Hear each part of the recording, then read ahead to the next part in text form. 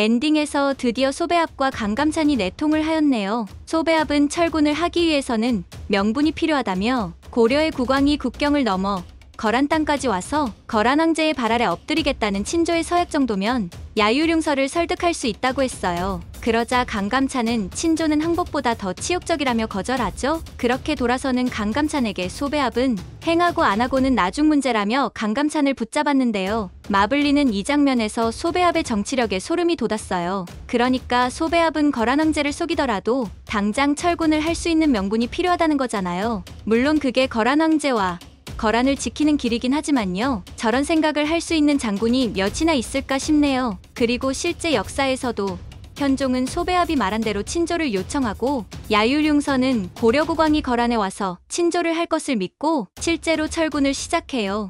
물론 고려국왕의 친조는 이뤄지지 않았죠. 그런데 소배압을 견제하는 야율분노가 소배압의 뒤를 밟아 강감찬을 잡아서 야율용서에게 데리고 가면서 소배압과 강감찬이 내통한 사실을 들킬 위기에 처했는데요. 그런데 야율분노 좀 너무한 거 아닌가요? 소배압이 몇 번이나 목숨을 살려줬잖아요. 흥화진에서 패배했을 때 야율분노가 잘못한 게 아니라 고려군이 잘 싸운 거라고 변호도 해주었고 또 끝내 흥화진을 함락시키지 못해서 결국 처형당할 위기에 처했을 때에도 한 번 더 기회를 주자며 황제를 설득해서 야율분노의 목숨을 구해준 것도 소배압인데 자신의 상관인 소배압을 저렇게 대놓고 견제해도 되는 건가요? 따지고 보면 야율분노의 견제는 이번만이 아니었잖아요. 상관이었던 소배압의 명령도 없이 고려 본진을 기습으로 습격해서 바둑을 두던 강조와 이연운을 잡았었죠. 이때도 소배압은 전쟁의 명분이었던 강조를 잡아버리면 거란은 고려를 침략한 이유를 잃게 되는 거라며 꾸짖었는데요.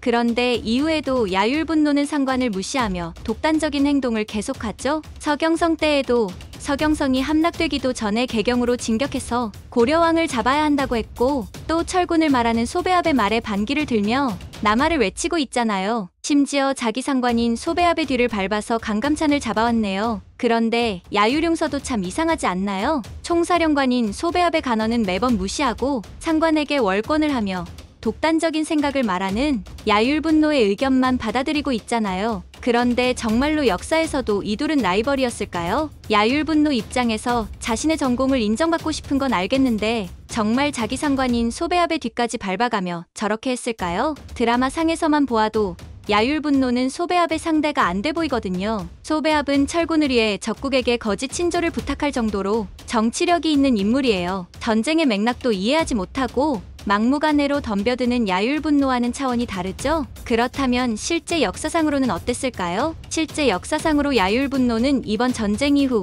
거란에 돌아가서 전쟁에서의 공을 인정받아 큰 상을 받게 된다고 해요. 하지만 실제로 강조가 이끄는 고려본군을 상관이었던 소배압의 허락도 없이 기습을 했다는 건 사실이 아니에요. 오히려 그는 정상적인 지휘 체계를 통해서 맹렬히 정면으로 공격했다고 해요. 또한 서경성을 함락하는 걸 포기하고 개경으로 진격했던 과정도 야율용서가 직접 도박을 걸어 명령한 거라고 하죠. 뿐만 아니라 드라마상으로는 야율분노에게 밀려 보이는 소배압이 실제로는 엄청난 명장일 뿐만 아니라 정치력도 만렙이었다고 해요. 한마디로 그는 문무를 겸비한 만능캐였던 거예요. 물론 살다가 딱 한 번 강감찬에게 대패를 하면서 말년의 고생을 하게 되지만 그 전까지 그는 평생을 명장으로 인정받는 정치인이었죠. 그가 얼마나 총애를 받았으면 지금의 거란왕인 야율용서의 아버지인 야유련의 총애로 야유련의 딸인 황녀와 결혼을 해 거란왕실의 부마가 되었다고 해요. 그러니까 소배압과 야율용서의 관계는 매형인 거죠. 뿐만 아니라 야율용서는 소배압의 딸과도 혼인을 한다고 하니 소배압은 야율용서의 장인이기도 한 거예요. 그래서 소배압은 이후에 귀주대첩에서 강감찬에게 대패를 하고 돌아왔을 때에도